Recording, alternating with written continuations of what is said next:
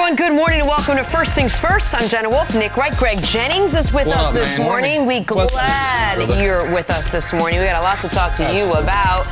Thank you, Mr. Jerry Jones, for giving us our lead story this morning. So much for the grueling, drawn-out process of finding Dallas's next head coach. After just one day, the search is over. The Cowboys have agreed to a 5-year deal with Mike McCarthy, who spent 13 seasons as Green Bay's head coach, made the playoffs 9 times, including a win in Super Bowl 45. Dallas certainly needs a strong voice in that locker room after woefully underachieving this year. Greg Jennings, you played for McCarthy for 7 years. We're going to get to you in a second, your take on what you think all this means. But, Nick, I'll start with you. You think the Cowboys got this one right? I think the Cowboys got this right-ish. On a scale of 1 to 10, I give it a 6.5. If Dan Mullen's a 1, and if Josh McDaniels is a 9, and stealing away Bill Belichick or Sean Payton would be a 14, then I give this a 6.5. I think they did the most important thing in my eyes they needed to do. They got a credible NFL head coach with NFL coaching experience, not a guy who could go one way or the other, a guy who could totally flame out or turn into the next great coach. They went with the safer choice. It's the route, by the way, that I thought a team like the Cleveland Browns would have been well suited in taking a year ago, because you had all this talent in place and what you wanted to do was not screw it up. The Cowboys have all this talent in place. They need someone they know can come into a locker room, and you can speak to this far better than me, and command the respect of the grown men in that locker room. So why do I only have it as a 6.5? Well, I thought he deserved to be fired in Green Bay. I thought the scheme had grown stale. And I understand he spent a weekend with our friends at Pro Football Focus. I don't know if that is enough to totally remake an offense or remake an offensive mind. And I do want to see how he's evolved, how he's learned, how he's grown from what ended up being, in my mind, a disappointing end of his era in Green Bay. Not just the firing and the missing the playoffs, but not taking full advantage of the peak prime of Aaron Rodgers. But people do learn from failure or learn from embarrassment. I think the end of his time in Green Bay, he would call a failure, and he certainly was embarrassed by the fact they wouldn't even let him finish out the season. And the Cowboys could have done far worse. So I don't know if this is an inspiring hire, but I don't think it's a terrible hire. And I think he is an instant upgrade over the previous coach in Jason Garrett. This is definitely an upgrade. This is definitely the right move. His coaching resume speaks for itself. He's had success where he's been, which has been Green Bay as a head coach in 13 seasons, making 9 playoff appearances, 1 Super Bowl championship. And when you look at the talent that he's had around him, as far as personnel, he's been able to get pretty much the most out of it. Now, We've grown to this idea of labeling his offense, and I've been one to say it, growing stale and being boring and lacking innovation. Mm-hmm. Well, when he started out, that was not the case. It was an innovative offense. It was exciting. It was electric. The league just changed fast. The league changed, and sometimes as a head coach, because you've had so much success, which we've seen, he's had so much success in his seasons. His offensive yards per game and total yardage, all top 5 points per game, like top 5 in those categories. So you would be hesitant as a head coach to make changes and to continue to switch over to what you are seeing now as the innovative way of calling offensive of game plans when what you've done has always worked. And I will say this, just because it grew stale for someone like myself or Aaron Rodgers, it grew stale for Aaron Rodgers because he's so savvy, he's so smart, he's so above the elite level to where you have to be able to challenge someone like him and create and draw up different looks and formation variations to where he can be excited about what's being presented in front of him. Well, there is an element where if someone has 6 great stories, that those stories might grow stale for their friends from college. But if you have a whole new group of friends, those stories work great. There's an element of it might have grown stale for yourself after 7 years, for Aaron after a dozen, but it wouldn't be stale at all as far as to the mind minds of the players in the Dallas Cowboys locker room. The question is, have defenses caught up to it? Has he evolved according to the league? But that nobody's really going to know until we see how their game plans play out in the 2020 season. What about the non-X's and O's stuff? What about someone who's been in the locker room, and so much of coaching in the NFL is inspiration, is preparation, and is getting, Chris Canty says it all the time, getting grown men to do things they don't want to do to become the men they want to become. What about that part of Mike McCarthy as far as someone who's played for him? Well, he's not a rah-rah guy. He's not the guy that's going to give you an electrifying pregame speech or beginning of the week speech leading up to a game or a big game. He's a responsible, you farm your own land individual, which in this league, guys say that's what they want. I want a coach that's going to trust who I am, what I do, what I provide, and allow me to be me. Well, this is Mike McCarthy. He's not going to be the guy that's going to bring you into the office or have a word of encouragement every single time that's going to fire you up and get you ready to play. But what he will do is have you prepared, meaning a guy like Dak Prescott, he's going to get him in early in the week all the time. Other guys, the receivers, they're going to all be on the same page. They're going to understand what they're trying to accomplish as an offense, and that's what you're going to ask of him. Not defensively. You're going to let Mike Nolan take care of that and do his thing, but Mike McCarthy I believe he's a great hire, and I don't think he's a safe hire. I think he is the right hire because he has done some exciting things in this National Football League. Has it evolved? It has. But what we've seen and I watched just yesterday some of his Mike McCarthy project and all those things, and him trying to evolve and really listening to what has been said about him and his offensive approach. He's not going to change that, but he's going to add to it, and I think that's important. The last time we saw Mike McCarthy, it wasn't great for him. Issues with the organization in Green Bay, issues with Aaron Rodgers. We weren't sure who was to blame and how that relationship dissolved. What do you think Mike McCarthy said to Jerry Jones when they sat down to convince him that he was the exact right answer for the questions that Jerry Jones had for this Dallas team? I truly don't think he had to say too much. I truly believe Jerry Jones saw and identified Mike McCarthy as a guy that was proven, who had won in this league, who had played with two Hall of Fame quarterbacks, and who can take an organization of historic, legendary players in history and all this past, what they've had success, and bring it to fruition and manifestation now. He truly believed that, and all Mike had to do was show that he was going to comply to a certain degree, but bring his own level of energy and his own mentality and his own brand to where it would enhance where they are right now. Jerry pretty clearly targeted him. This was his number one choice. They didn't go through a long, drawn-out interview process. They interviewed reportedly McCarthy and Marvin Lewis, and Marvin Lewis has some of the same characteristics as Mike McCarthy, but not any playoff success. Well, McCarthy obviously won a Super Bowl, even if the big question mark on his resume is the way those Packers season ended post-Super Bowl. It's playoff disappointment after playoff disappointment, including some bad home playoff losses. He's going to have to answer for those until he has some playoff success in Dallas. But the biggest adjustment for McCarthy, who had some opportunities last year, I think smartly laid in the weeds, if you will, for a year to see what the full landscape would look like, so he didn't take a bad job, because in this league, you almost always, if you're a guy like Mike McCarthy, get a second bite at the apple. You very rarely get a third, so you want to make sure you take the right opportunity.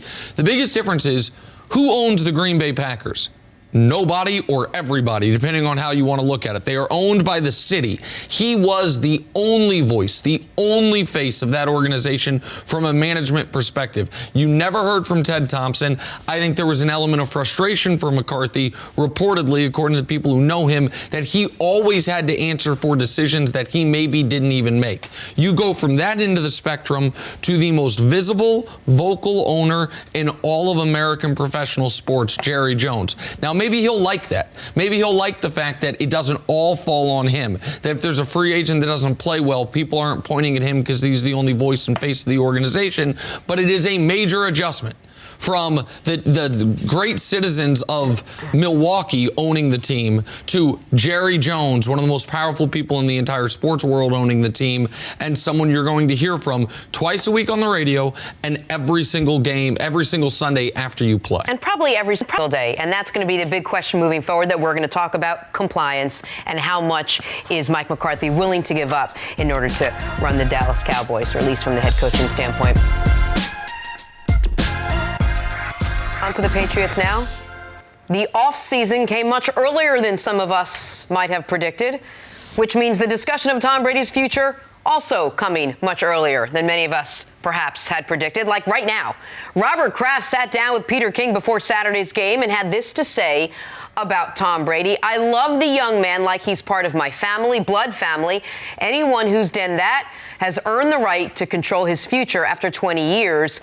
And, my hope and prayer is, number one, he play for the Patriots, or number two, he retires. He has the freedom to decide what he wants to do and what's in his own best personal interest." Nick, is the Patriots dynasty over even if Tom Brady stays in New England? Yes. I will give the Speak for Yourself crew credit because they said it, and I had been on this all year, but they encapsulated it perfectly. It was over when they lost to the Dolphins in a game they never lose, in a way they never lose, in a place they never lose to AFC East teams, at home, Week 17, bye on the line, and you can't stop Ryan Fitzpatrick from driving the field to steal the bye from you.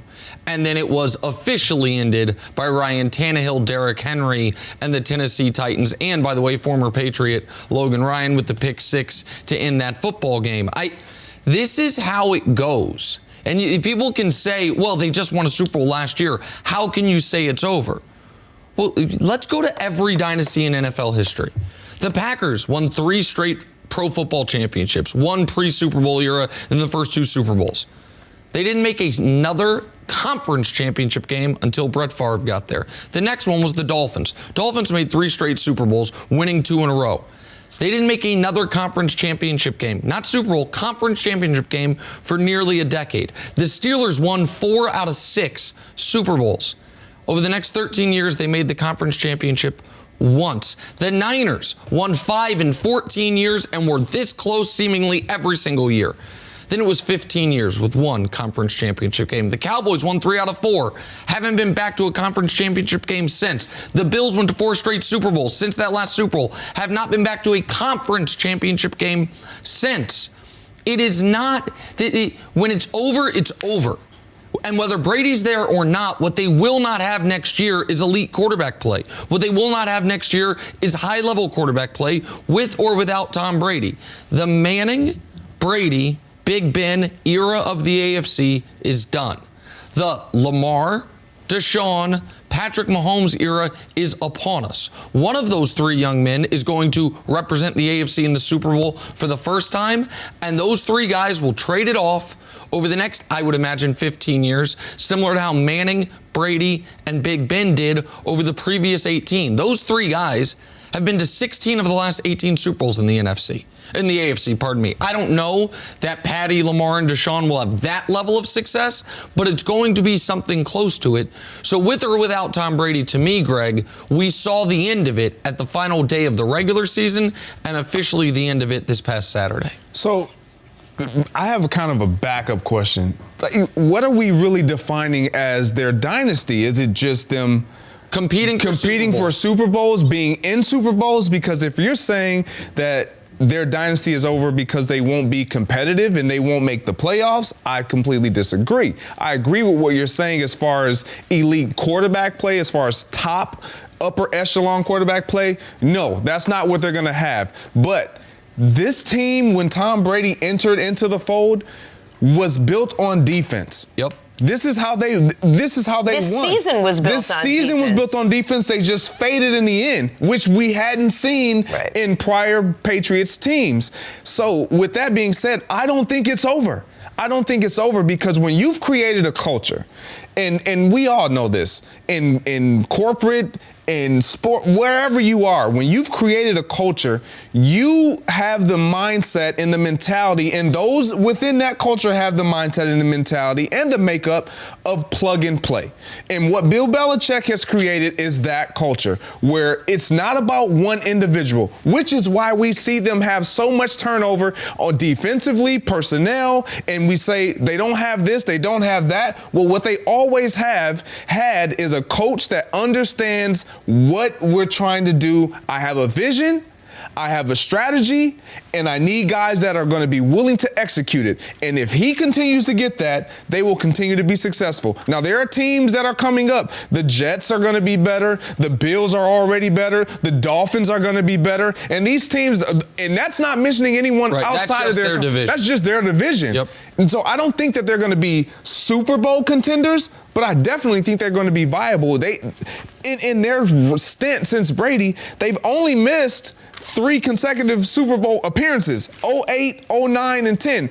Outside of that, that's their longest window without going to a Super Bowl. So the question, Nick, was, is the Patriots dynasty over even if Tom Brady stays? If Tom Brady stays and their defense was able to play like they did this year, except finish out the season and stay that competitive and that good and that elite, can't that dynasty maintain? Yeah, but that defense was a figment of our imagination. The defense, yes, if the defense plays the way they did the first 8 weeks, which was on pace to be the single greatest defense in NFL history. And the reason that people did not want to believe it could be the single greatest defense in NFL history is because they don't have the horses. How can you be the best defense in NFL history when you do not have a single elite pass rusher? When you do not have a single, just amazing run-stuffing nose tackle, or a great safety, or one linebacker that terrifies you. They had one player on their defense that belongs in the discussion of, oh, that guy's one of the best in the league. Stephon Gilmore. For sure. Exactly right. All the other, we were talking about the 0-2 Bucs the other day because John Lynch is a Hall of Fame finalist. And with respect, John Lynch, I don't think he's a Hall of Famer. And the reason I said that was, he's a Hall of Fame finalist. He was the 5th best player on that defense. That's the type of defense we're talking about. You have Warren Sapp, you have Derek Brooks, you have Simeon Rice, you have Rondé Barber, and then you have 4th or 5th in line, a guy who might make the Hall of Fame at safety in John Lynch, right? That's what we're talking about. Yes. The 2015 Broncos, you had Aqib Talib and Chris Harris both at their peak. You had I think DeMarcus Ware was on the team, but I know Von Miller was on that team, who was the single best defensive player in football at the time. You had all this weaponry. And so this idea of if the Patriots get back to where the defense and special teams outscore the opposing team's offense, then sure, then plug in it's Jared Stidham and you can make a Super Bowl run. But that defense, it's not that it coincidentally faded down the stretch. They started playing real teams. And once they started playing real teams, they went from this statistically, historically great unit to a very, very good defense. In the playoff game, they allowed 13 points. The pick six wasn't on them. They're a very good defense. Very good is not good enough to make a Super Bowl if your offense is below average. And with Tom Brady at quarterback and the skill position guys around him, that's a below average offense in 2019. God only knows what it looks like in 2020. You make a great point, and I want to add to this. When he's talking about not having players, the reason why it's so important is because when you have players, you automatically know that their level of play is going to be sustained. Like Stephon Gilmore is arguably the only one on that defense that it's not going to peter out. That his level of play never changed. Kyle Van Noy, he's a really good player, but you don't expect him to be a game breaker. Stephon Gilmore, players like you're mentioning, Warren Sapp and all these guys, game breakers, game wreckers, consistently from week 1 to week 17 throughout the course of the playoffs. And that's where they can be a little sketchy. But I think, again, with Belichick, he's always done it. He's not gonna detour off of the path that he's always been on. This is who they are. He will plug and play. All he needs is 6 Hall of Fame players on defense, and maybe they'll have a dynasty again.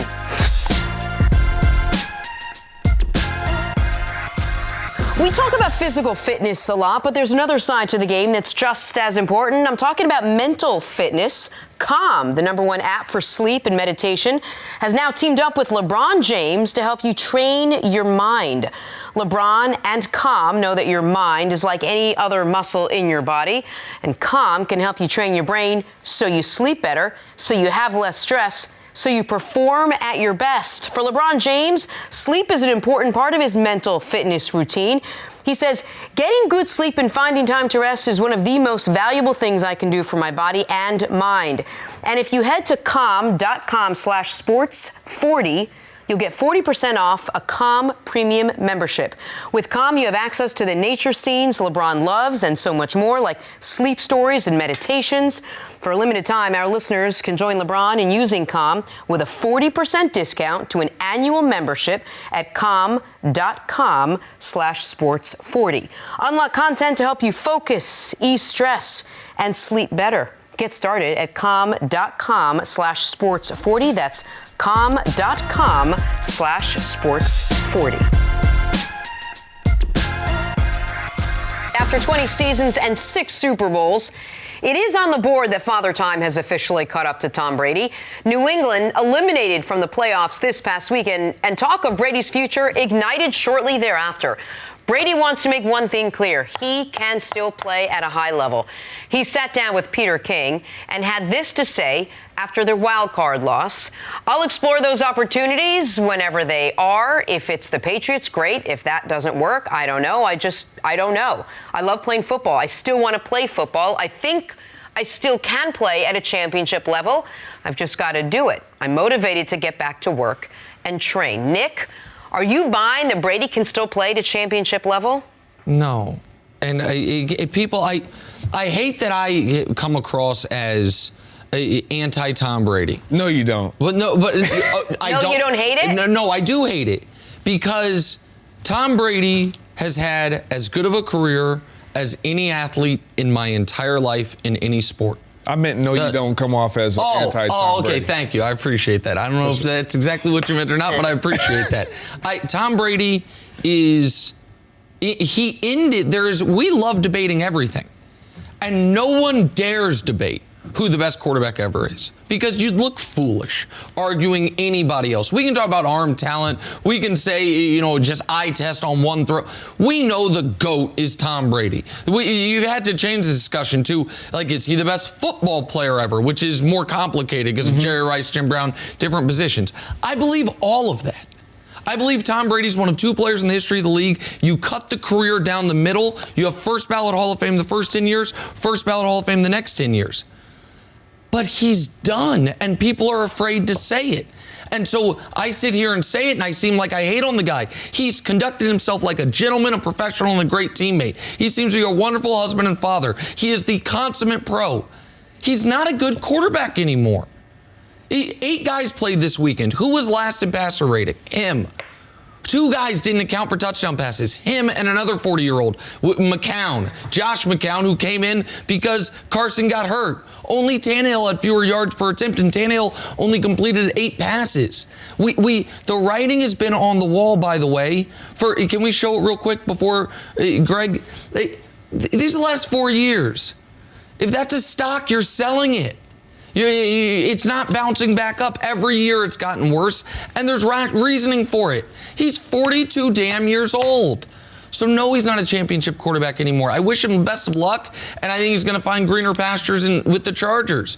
But even with those weapons, what you're going to see is a 43-year-old quarterback who, even if he's the greatest 43-year-old quarterback ever, that's a bad quarterback because at some point the age matters, and it took longer for it to catch up to Brady than anybody else ever. But it caught up to him about midway through last year, and we've seen it since. I don't think he's a championship quarterback. However, I do think he is still capable of winning games and allowing the New England Patriots to be competitive and still being a viable team to out in the playoffs. Everything that you're saying about Tom Brady is true. The eye test alone shows anyone outside of a Patriot fan, because they don't want to see what everyone else is going to identify. The throws are low. The throws aren't as accurate. It's inconsistent at times. Even saying all that, I still can't put it all on Tom Brady because if you were able to tell me he had top personnel and top skill guys at every position all the way around him, and then he played like this, that is one thing. But to have him go out and have the skilled level guys around him, the young guys, inconsistent play in Mohamed Sanu and all these other guys, whatever, the inconsistent play of offensive line, no running game, and then you expect him to elevate everyone's level of play at the age of 42 years old. That is just flat out asking a lot. And I know, we've all seen it. Father Time wins. I don't care how great you were yesterday. Today is a new day. And can you sustain what you had yesterday? And that's what I feel like Tom Brady is slipping on. He's definitely declining. Can he be competitive? 100%. I think he can play at a level that's high enough to where he can compete and have any team that he goes to in a position to win football games. When you look at the Patriots and you see what Tom Brady's able to do, and you know that they're not going to be able to improve at every single skill position and that line completely, are the Patriots better off with the Tom Brady you saw this year or whoever else is out there? Either way, you're drawing dead for a Super Bowl next season. And they're an organization that is measured by that. So you are better off ripping off the Band-Aid. And what folks, I understand the argument that if Brady had all pros all around him, he would look better. Listen, of course. And we saw Case Keenum make an NFC championship game and Blake Bortles make an AFC championship game. And we have seen, guys, it is true that Brady is not so awful right now that if he had a superstar cast of characters around him, how about he one, would look like better. Antonio Brown? He just really needed one. Well, I don't know I don't think you are one great player away. The last half of the year, he was a bottom 5 quarterback in football. Over the course of the entire season, he was outside of the top 18 in every relevant passing category except for raw yardage because they threw the ball so often. The evidence. The Patriots have been to the playoffs basically every year over the last 20 years. Brady's been their quarterback every year they've been in the playoffs. You know what happened for the first time ever in this playoff game? They had a 1st and goal from the 1 and they didn't get a touchdown. And you know one of the reasons they didn't? Because they didn't trust their quarterback to drop back. And after that moment, you know the closest they got to scoring again? The 47-yard line. You know why? Because the offense stinks. Now, we can do this thing. The offense stinks. Yes, but the biggest, listen, man, if you go to a steakhouse and your meal's awful, maybe the mashed potatoes and the cream spinach weren't prepared right, but it probably is because the steak was cooked wrong. The quarterback's the steak, man. If the offense stinks, there is not a great offense in football with a terrible quarterback, and there's not a terrible offense in football with a great quarterback. It doesn't exist in 2019. And so it is not all on Tom Brady, but it's not getting better. We're not going to all of a sudden he did have this resurgence once. Age 36, 37, it looked like he was going here, and then 38, 39, 40, he was spectacular. You're not going to do that again. And I think Belichick knows it. And I think that's the cause of the friction. Kraft wants him back. He wants to be back, yet he doesn't have a contract because Belichick is the only one, I think, that has the stomach for it. Belichick's the only one that can handle saying, you know what?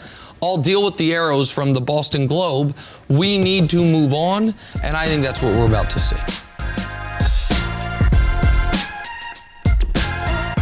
New head coach Mike McCarthy among the items on his new agenda, getting fitted for a new headset and turning 26-year-old Dak Prescott into a franchise quarterback. One slightly more important than the other. Hall of Famer Brett Favre doesn't seem concerned about the quarterback transition.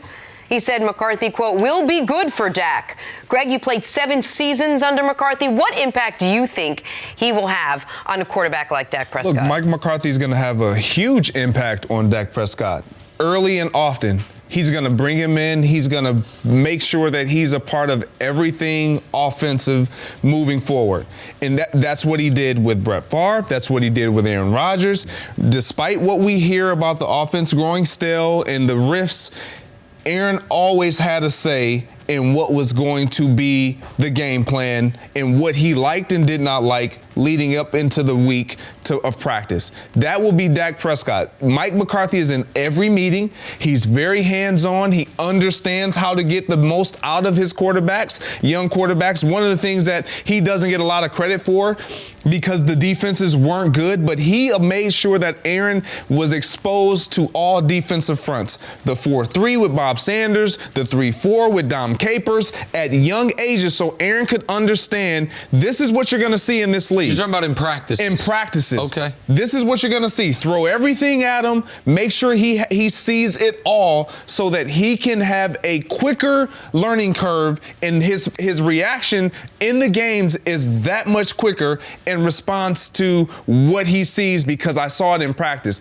That was one thing that I noticed about Mike McCarthy in myself. We saw everything. He made sure he threw everything at us to where we were prepared and we were understanding what was going to be shown to us as offensive guys looking at the defense so that we can play and react versus thinking and then reacting. So I think all that's incredibly valuable information and insightful. One thing I'll add to it is Aaron Rodgers really thrived at getting to the line of scrimmage, seeing what's going on, and being empowered to make his own calls, right? Being able to call checks, being able to see what's happening there. One spot where Dak really impressed me this year, even though I'm somewhat of a Dak skeptic, is when we saw him get to the line, realize, they cannot guard the seam here. They are not prepared for me to check to a run here. He did it not very often, but somewhat often this year. And when you saw him do it, it was incredibly successful. I think he will be empowered to do that more under Mike McCarthy, assuming the McCarthy-Kellen Moore situation is ironed out. There's a little, I would say, uncertainty about, is Kellen Moore staying? If so, who's going to be calling plays? I'm sure McCarthy and Jerry Jones have discussed that, just hasn't been reported out fully. Here's my concern for McCarthy with Dak. Greg, I'll ask you, because you've been a rich guy for a very long time. You ever had a very, very fast car? I don't know if you're a car guy. I have. You have? Okay. While you owned that car, did you ever own a different car or drive a different car that wasn't the same juice to it? I did. Because it feels very different. You get in it, you hit the gas, you're like, oh, this is a totally different situation. This is not the car that I'm accustomed Mike to McCarthy has coached what two quarterbacks in this league? Brett Favre and Aaron Rodgers. Maybe the two best arms in the history of football. Certainly on the list. They're on the Mount Rushmore of it, along with Dan Marino, Patrick Mahomes, probably going to be on there. Dak Prescott has a lot of really good qualities. Elite arm talent, not one of them. And I think it's going to be a learning curve for McCarthy for the first time in his life as a head coach to not have a quarterback who can fit every window, make every throw. Because Favre and Rodgers are as good as and that's not an indictment on Dak. He could coach any quarterback in the NFL right now other than Patrick Mahomes, and it would be a downgrade in just arm talent and arm strength for maybe Josh Allen too. Josh Allen just going to fire it out of bounds, but from Favre and Rodgers. And so that's an adjustment, and I'm also curious, like as receivers, you guys knew you had that, and I'm sure there were some coaching points or schematic points that relied on Favre or Aaron or Brett can fit this in. That's going to be an adjustment with Dak because he doesn't have that type of arm, obviously, that those guys did. He doesn't, but he can adjust to that by the timing of which he chooses to throw. So I'm not so much concerned with that. I saw a lot of improvement with Dak Prescott and his ability to get rid of the ball and throw with confidence. That is everything for a quarterback. When you throw with confidence and with great timing, it eliminates that potential of or a lack of what you don't have. Right. The other thing that's good for a quarterback is to get signed, so you're on that team. That would help. We gotta wait and see what that happens. Back here, first things first. Now joined by former All-Pro running back Brian Westbrook. What up, man? How are you? Good to see you. Looking clean. Yeah, it's a great jacket. Man. If I could be like Greg Jenna's Man, when things end for me, I'll be happy. It's true. We all want to be like Greg when we grow up. It's a true story. Brian, let's check in with your former team. The Eagles' Carson Wentz made his much-anticipated playoff debut on Sunday, and to say it didn't go as planned would probably be an understatement. Wentz took a hit from Jadeveon Clowney that forced him out of the game in the first quarter. And though the head injury was out of his control, it didn't stop Wentz from apologizing to his teammates after the loss. Nick, do we still have questions about Wentz after what you saw, at least by the end of this season, what he was able to do with the team? So I think he answered a lot of the questions. And can he win a big game? He didn't have the fair opportunity to win the playoff game, but they played 4 consecutive lose and go home games in December, and they won them all. Now, only one was against credible competition in the Dallas Cowboys. The other 3 were against the Giants and Washington. But still, they won them all against divisional opponents, 2 of them in comeback fashion. And so he gets that box checked. He also stayed healthy throughout the entirety of the season before suffering the injury in the playoff game. So he checks that box. What I will say is I have 2 major concerns with Wentz. One of them is his health. And it is not because he got concussed. And we talked about yesterday that saying, the concussion's another example of him being injury prone, I think is an absurd statement. What is a fair statement is the play on which he got injured was another play where Carson Wentz went all for it, which is the way he is wired. He is running, he is going to be physical, and he's going to go head first when he can. Now, it is not his fault at all he got concussed. I want to be very clear on that because I said it yesterday. I will say it again. But you do have a level of concern with Wentz. That is, he wired in such a way, so competitive, and such a big, strong, physical guy who, by the way, maybe one of the negatives of playing Division II college football, or FCS is what they call it now, I guess, is that you don't have as many guys who can really punish you when you are trying to get the extra yard, make the extra play, because you don't have as many super high-level athletes that you have if you played Division I, if you played in the SEC, certainly in the NFL. That's a question. And the other one is one that we're going to have to wait and see, which is, can he win over a locker room for the entirety of a season the way he seemed to struggle with this year until the very end of the year when some of those bigger personalities and more veteran receivers got injured and their voices were removed from the locker room? Those questions remain. Brian, I've never questioned his talent. I've never questioned his toughness, even though he's gotten dinged a bunch. I think part of the toughness has led to the injuries. And I've never questioned his ability at his best to be almost as good as anyone in football. But those 2 questions to me about long-term durability and about the non-football part of being a quarterback still remain.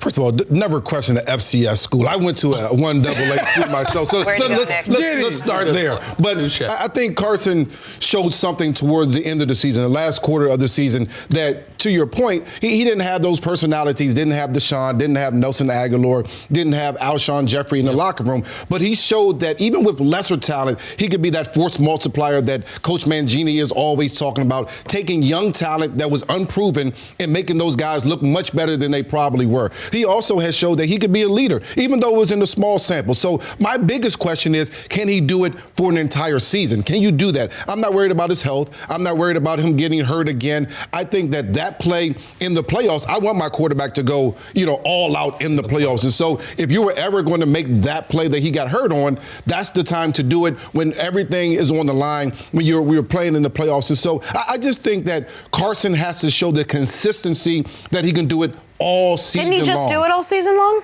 Well, no, he stayed healthy all season long. But there were some games where he just didn't play great. There were some games where he had a good fourth quarter, a good second half, but he didn't play good 4 quarters. In these last quarter of games, even though they won them all, even though he played well, the Cowboys game was the only game that he played well for 4 quarters. Right. It was bad in the Giants game for the first 3 quarters. Right. And you could argue he was bad more often than good the first 3 quarters of the season when en route to them being 5-7. It wasn't just injuries and bad defense. Wentz had a fumbling problem and a turnover problem early in the season, which is, I think, what you're talking about. Well, he produced, and that's what you want. He's still a young quarterback. I mean, he missed a lot of the portions of the season in his first 3 years and really the last 2 years, but he has to continue to prove that he can consistently do it. If he can do that, then I think he'll be absolutely fine. He has all the tools that you want. He's big, he's strong, he can make all the throws, he's athletic. He just has to be smarter in some of his decision-making. The only question that I have about Carson Wentz is, can he win in the playoffs? Because we haven't seen it.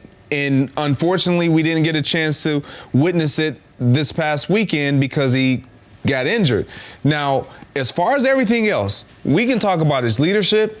We can talk about his ability to throw the football, what he does as far as size, all these things. He checks the box. Like, we talk about his leadership and winning over the locker room. Well, when you have personalities that are going to kind of conflict with one another, you're going to always have issues with one being kind of the alpha male and then another wanting to be the alpha male, but you're just not. And so when things aren't going your way, that's when you have to have a guy like Carson Wentz, typically your quarterback, that's going to say this is how things are. And it wasn't as if he was leading them down the wrong path. He wants the same thing. He wants it probably, if not more than anyone in that locker room, because he didn't really get a chance to experience a Super Bowl run. And so when I say the only question I have for Carson Wentz, can you win in the playoffs? Because he hasn't had the opportunity. You alluded to it. In December, he played pretty much playoff football. Games. Yep. I don't care who the opponent was. His expectation was to win, and he got it done. But that is where the one asterisk goes alongside it. In addition to the fact that they weren't technically playoff games, they weren't playoff caliber opponents. So you won 4 consecutive games that were the same stakes as the playoffs, Correct. Which is if you lose, your season's over. But the other reason people talk about playoff games and a team and a quarterback's playoff record as if the only thing that's different in the playoffs is the pressure and the stakes. The other thing that's different is the quality of competition. Every game you're playing is against a good or great football team. That's the other element of it, which is why it's why the injury in the Seahawks game was so unfortunate, because you're against an excellent team, a Hall of Fame quarterback, a great coach, a team that's been there before, and he got a half dozen snaps before he got knocked out of a football game he desperately wanted to go back into. Back here at Brian Westbrook, talk about the Dallas Cowboys. So after just one day, Brian, their head coaching search is over. Cowboys agreeing to a 5-year deal with Mike McCarthy, who spent 13 seasons as Green Bay's head coach, made the playoffs 9 times, including a win in Super Bowl 45. Dallas certainly needs a strong voice in that locker room after woefully underachieving this year, finishing the year at 8-8. Greg, you played for McCarthy for 7 years. We're going to talk to you in a second, but Brian, let's start with you. Did the Dallas Cowboys get this one right? I think they absolutely got it right. And when you think about it, you could have went with the sexy hire, the splash guy, a college coach, but you don't think Mike's sexy? Well, no, I don't. Sorry, misunderstood. They could have went a different direction. And you listen, this is what happens when college coaches come to the NFL. Steve Spurrier and Chip Kelly. They come into an organization, a situation where they can't control the same way that they control the college locker room. And Chip Kelly goes and gets rid of Deshaun Jackson and LaShawn McCoy, 2 guys in Philadelphia that they've been trying to replace ever since they left. And so you go get in Dallas a safe candidate, a guy that's been around the locker room, that's detail-oriented, that's leadership. He understands all the things, the dynamics of a locker room. And most importantly, he's going to be able to develop Dak. He's going to make Dak a much better quarterback this year than he was the last years. And so that's probably the most important thing. When I look at Mike McCarthy and listen to his story, I understand that he flamed out. He got a little stale in Green Bay. But I also understand for the last year, he's been studying his craft. He's been studying the NFL. He's understanding that these things work for me in Green Bay and these other things did not work. And now I have to get better at those things. He's becoming more analytical. And those are all great things for the Dallas Cowboys.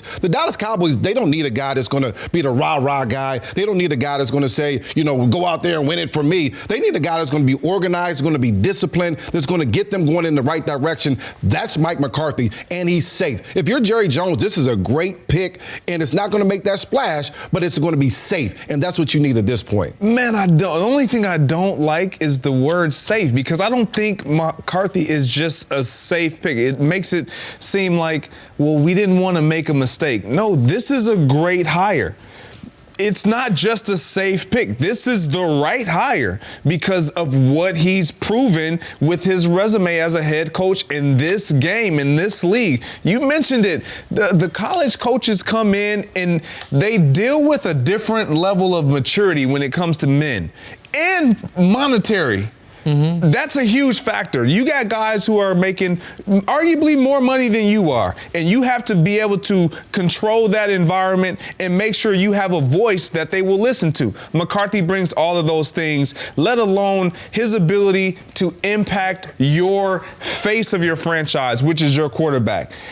In today's game, what is making the game go? It's the quarterback. And the relationship that the quarterback has with the head coach, a la offensive coordinator, is huge. They will have a phenomenal relationship. Why? Because of all of what we talked about of reasons why Green Bay fired Mike McCarthy. The inability to have that great relationship later on in the career of Aaron Rodgers to continue his career as the head coach in Green Bay. He won't let that happen again. He understands anytime you've been removed from a situation, you reflect and then you go back into it with a greater understanding. But Nick, doesn't the relationship between Mike McCarthy and the Dallas Cowboys have to do with the relationship between Mike McCarthy and Jerry Jones? Won't one determine the other? Well, I think McCarthy takes the job knowing full well who Jerry Jones is. And according to the people who covered McCarthy in Green Bay, one of the things he was frustrated with was there was not an owner or even a front-facing GM that would answer for mistakes, answer for draft picks, answer for a lack of free agency moves alongside McCarthy. So he, while maybe early on got all the credit, later on when they didn't have as much success, got all the blame, particularly because for a long time, Aaron Rodgers was almost uncriticizable. Like he had left himself no openings to be criticized with his play. There was Ted Thompson rarely talked. There is no owner there. So now with Jerry, he knows you're going to the polar opposite.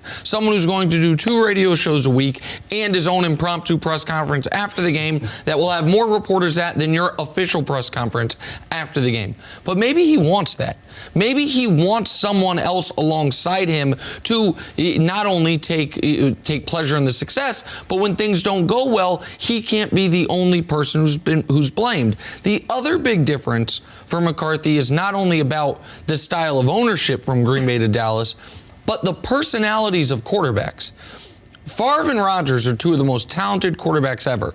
They also have been, I think, probably fairly, and I like Aaron a lot, been called selfish at times, and guys that are very impressed by their own abilities and should be. Like, by the way, I'm not saying they shouldn't be. They're 2 of the greatest to ever do it.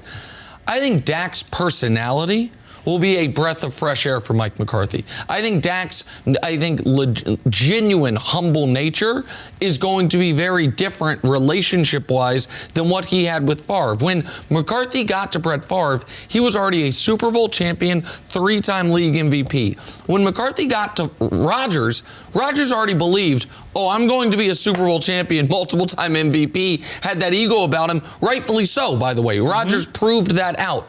Dak has, every great athlete has an ego to him, but Dak carries himself differently than those 2 quarterbacks did. I think that also should be helpful for Mike McCarthy. Even if I'm not quite as bullish on the hire as you 2 are, those are 2 differences from his time in Green Bay that I think he will appreciate in Dallas. The other difference, and I absolutely agree with you as far as Dak and Aaron Rodgers, the bigger difference in my mind is that I remember Andy Reid in Philadelphia, and I remember every single season he would install the same offense every single year, the same exact day of camp. Day 2, we're going to install 2-jet. Day 3, we're going to install 3-jet. And so every single year was the same exact thing. Don't be giving away Andy Reid's secrets. I know. We got a playoff game. Still got some game. I know. But think about this. When he went to the Kansas City, he seemed like a totally different offensive coach. I didn't even recognize some of the schemes and concepts that he ran there because he realized, you know what, we did a lot of things the same every single year in Philadelphia, but in Kansas City, we need to do things different. We have different personnel, but I need to open myself up to different things. To me, being more creative for Mike McCarthy with a different style of offense, with different style of players, with a different leader in Dak Prescott is going to be obvious, and I think that's going to be something that he's going to do immediately. And Greg, we're hearing so much about how McCarthy spent this last year really trying to catch up with where the league is moving. More data, more analysis, bringing his own team together. I mean, you know him. It seemed like when he left Green Bay, he wasn't on board with all that, and he seems to be now. Where do you fall on all of it? Well, I think it's number one, he's doing the right thing. In Green Bay, one of the things he used to always say that it really bothered me, he would say, we can go and play a doubleheader right now. And what he meant by that was with the same plays, running the same formation variation, we can go out there and play a doubleheader. If we finish the game, we can go and turn around and play another game and do the same thing to another opponent.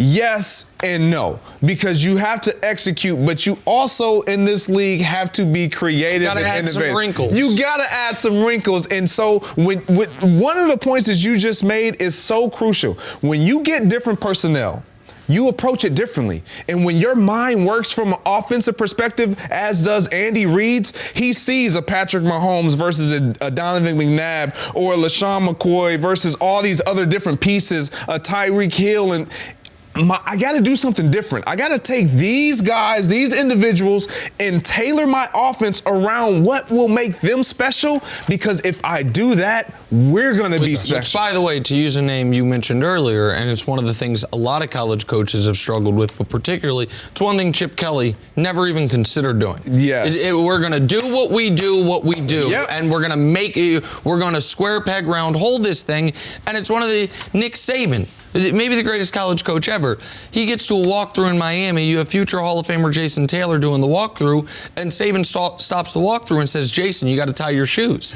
And from that moment, like Jason Taylor tells the story, he's like, "Man, I'm a grown man with $100 million. You ain't telling me to tie my damn shoes to walk through." And so that is what you remove from it by hiring someone with NFL experience. Mm-hmm. You remove from it that they are not going to adapt and that they're going to try to treat these grown man millionaires like they're 19-year-old kids on room and board and food scholarship. And so that part I think the Cowboys got right. How much he's evolved will determine how right they actually did get it. And now, in or out, Brian, you want to play? Let's play. Dallas right behind him. Here we go. The Dallas Cowboys have hired Mike McCarthy to be their next head coach. With one Lombardi Trophy already under his belt, he's ready to bring yet another one to Dallas. Greg, we'll start with you. You in or you out on the Cowboys being instant Super Bowl contenders under Mike McCarthy? In all the way in on the Dallas Cowboys being a Super Bowl contender. And here's why. It's simply because before this season started, we had them as Super Bowl contenders. Their roster would tell us that, man, they have the potential, they have the players, they just didn't have the coaching. And so with the coaching, look at the Green Bay Packers, look at what they did. They weren't in the playoffs, and now they're 13-3 with a bye. I like the Dallas Cowboys. You're in. Yeah, I'm in as well. I think the message got stale. This is a brand new message. The expectation when you have a brand new coach coming in is totally different. You get a better response from your players. You mentioned it. They have the staff and the players to make it happen at this point. I'm absolutely in on them being Super Bowl contenders. I'm out, and it's not an indictment on McCarthy. I just wasn't one of the people that had them as Super Bowl contenders going into the year. Going into the year, I had them missing the playoffs. They got incredibly fortunate given the injuries to Dak Prescott, the injuries to Philadelphia, the play of Dak Prescott, and they still only managed to win 8 games. Now, a lot of that can be put on Jason Garrett, and they should be better next year in the coaching, but I don't know that they'll have as much health luck or an injury luck. I don't know that they will have as talented of a roster once they pay Dak Prescott, and I think Philly is only going to be better next year than they were this year because they won't be as injury-riddled, so I'm out. I think the Cowboys can be a better team. I don't think they're Super Bowl contenders just with the addition of Mike McCarthy. I'm in on watching it all unfold, though. Tom Brady's future with the Patriots might be foggy, but TB12 isn't doubting his talent, saying, quote, "I think I can still play to championship level."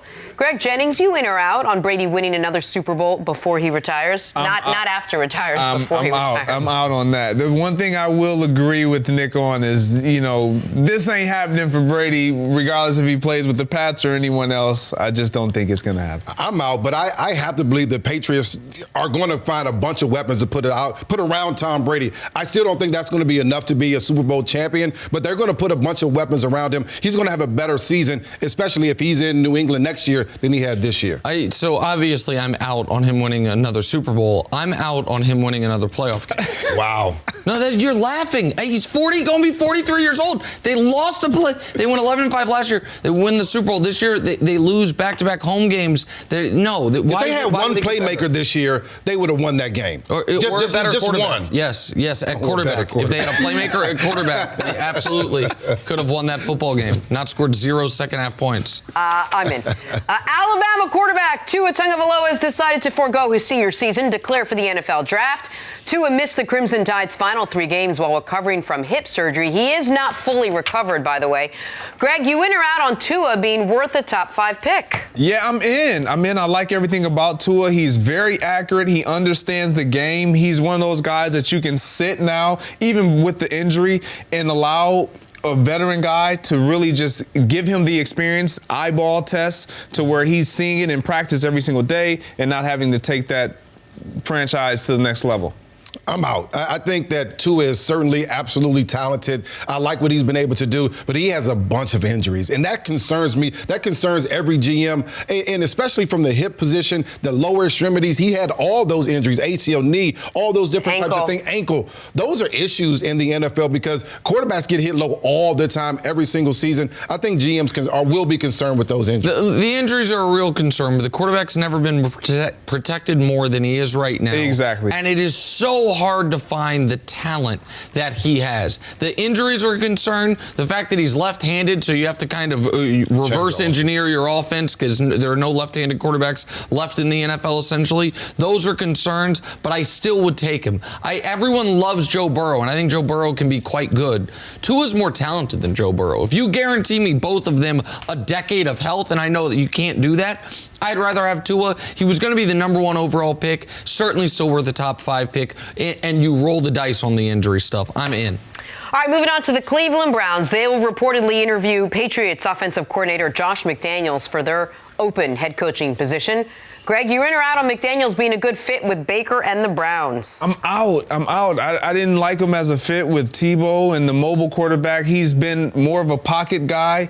And then the personality plays a huge deal, too. He has a very strong personality. Baker Mayfield has a very strong personality. I just don't see it working if that is where they decide to go. I'm in. I love the fact that he does have a strong personality, and that's exactly what Baker needs. He needs someone to come in and say, sit down, listen to me. This is the way we're going to do things. This is how, as a franchise, we're going to move. That's exactly what Baker needs. I saw Josh McDaniels arguing with Tom Brady on the sideline. That's what Baker needs on the sideline. I agree with you 100%, Brian, and I think what Baker also needs is someone who's not going to ask him to be a mobile quarterback. Baker Mayfield is not a great athlete by NFL standards. He thinks he is. He gets the snap, immediately tries to go to his right. You are not fast enough. You are not quick enough. You are not athletic enough. You are in the position you're in, Baker, because of your mind and your arm, not because of your legs. And so I think McDaniels would be a good fit. That I still, if I were running a team, would not be over the fact that he left the Colts at the altar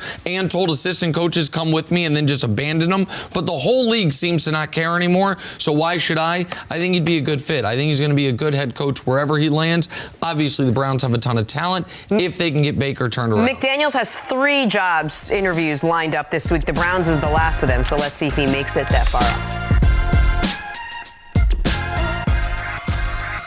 All right, moving on. Alabama quarterback Tua Tagovailoa has decided to forego his senior season and declare for the NFL draft. Tua missed the Crimson Tide's final 3 games while recovering from hip surgery, but even with the lingering injury, the former Heisman runner-up is a projected top 10 pick. Nick, you think Tua's making the right call here? Absolutely, unequivocally, unquestionably, yes. I couldn't believe there was discussion that he might go back.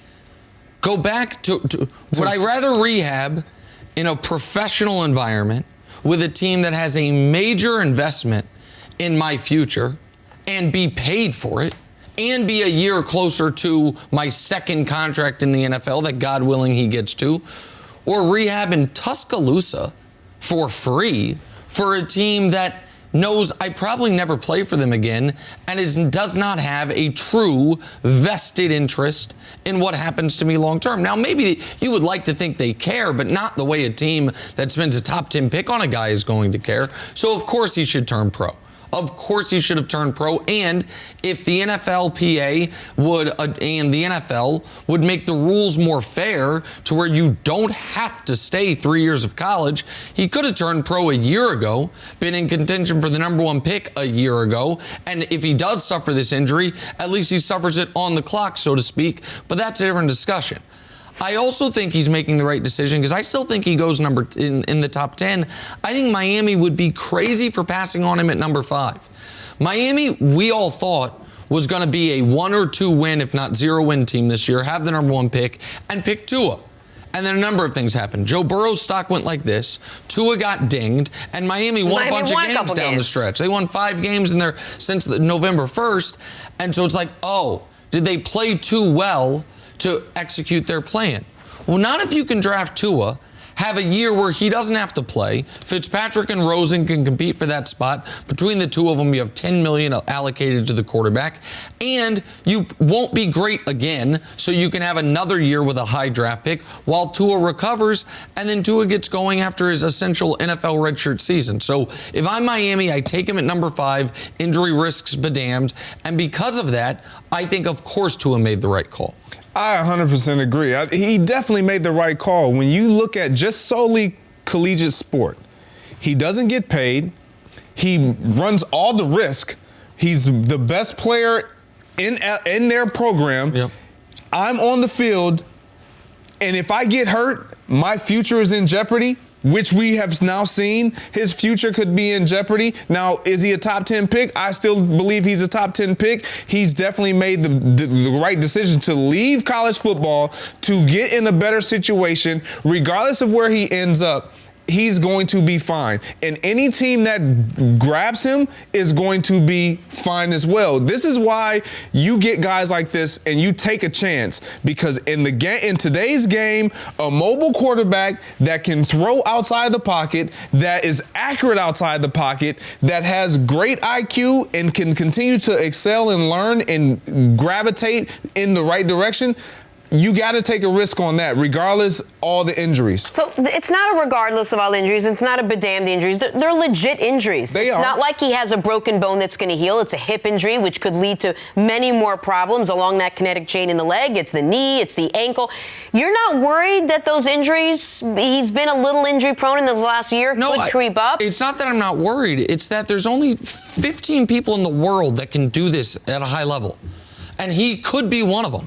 So you take the risk. You have to. He is the most efficient quarterback in the history of college football, and he did it in the SEC. He has an 8-to-1 touchdown-interception ratio in his career and averages 11 yards per pass on 70% completions in the SEC. He came into the national championship game his rookie year at halftime and executed a comeback. Yes. I mean, he checks yes, it may be his career never gets off the ground. But same with quarterbacks who are totally healthy, who go in the top 10 every single year. Like you draft on speculation in this league so often because there aren't enough good guys at this spot. You know he's good enough. To my eye, you know if he's healthy, he is a franchise quarterback in this league. So I'd rather buy the injured talent than the totally healthy. And to me, Tua's, it's a significant injury and it's a scary injury.